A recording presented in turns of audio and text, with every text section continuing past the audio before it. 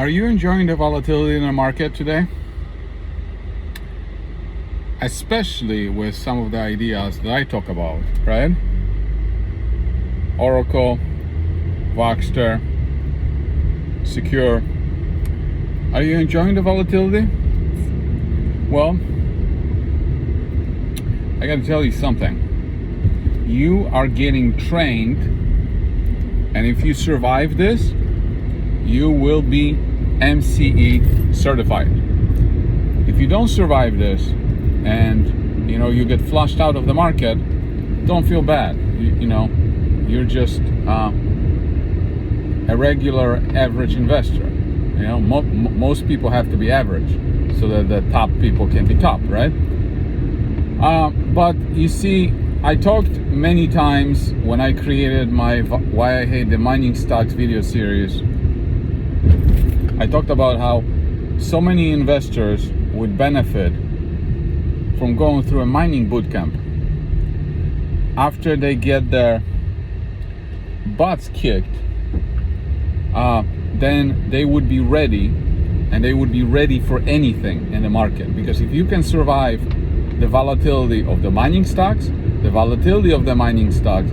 the disappointments in the mining stocks, then nothing can possibly touch you. You are so mentally ready for anything that you can be successful. And with the case of Oracle, that's not even disappointment. What's happening? You can say you're disappointed with the stock price. Well, welcome to the mining sector, or welcome to the microcap stocks. There is nothing disappointing that happened with Oracle on the fundamental front. Okay, if you want to see disappointment, watch my Why I Hate the Mining Stocks video series. That's disappointment. When you have a company that says, oh, we have 300 million ounces of silver in the ground, and then you wake up the next day, it's like, oops, we made a mistake. We only have 10% of it. That's a disappointment. When you have a company that has two assets, one is producing, and then the other one is on the way to production, and it's about to become a mid-tier producer, and it goes from having 2 million silver ounce production, promising to be a 7 million ounce production, and it goes into 0 ounce production and loses one of its assets. That's disappointment. When you have a company that produces $100 million of net income per year, $100 million of net income per year, and it goes to being worth $20 million after 10 years of mess ups, that's disappointment. Okay? So what you're getting right now is just a taste. And now if you can't survive this, then I would suggest you exit the market. Or I would suggest don't ever touch the small caps. Don't ever touch the micro caps. Because I know many people came to my channel for the search of promised land, a land on the moon, and instead, they got something else served.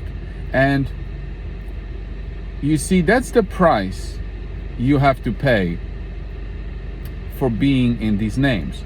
Volatility is the price you have to pay.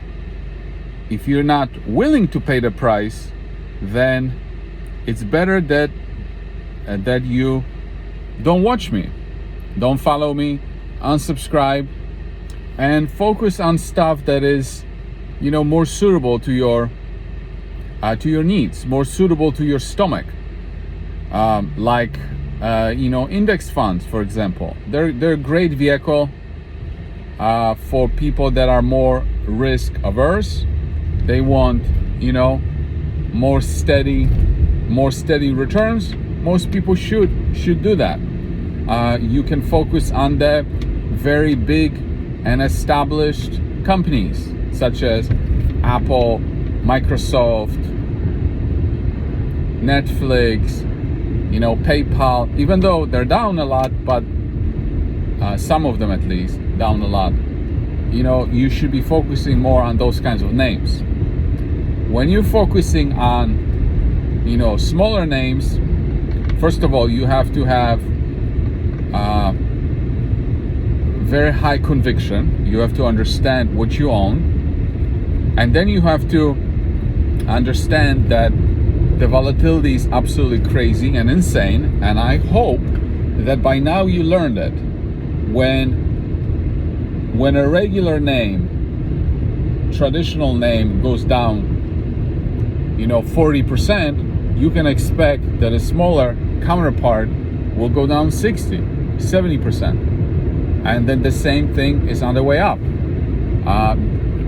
They can expect to perform better. So hopefully you are learning something from here. And one other thing is that you see, pain is part of the journey. And you see, you can read about what is happening in the market and with some of the names. You can read about it in books. You can prepare yourself by listening to stories, but you never prepare yourself unless you go through this. You go through this grind. This kind of thing has to be experienced. And, if you're experiencing the pain, think of it as a good thing. Think of it as a good lesson because you are learning.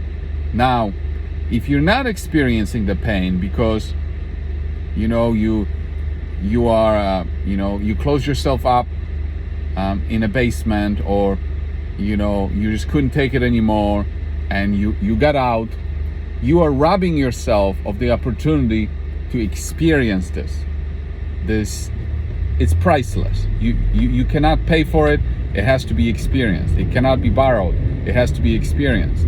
And also, we tend to gravitate towards people or build bonds with people that we have something in common, right? So, for example, if let's say I'm invested in XYZ company, and then there is another investor that is invested in that XYZ company, we build a bond together and we can discuss this company, we can share notes, we can share experiences,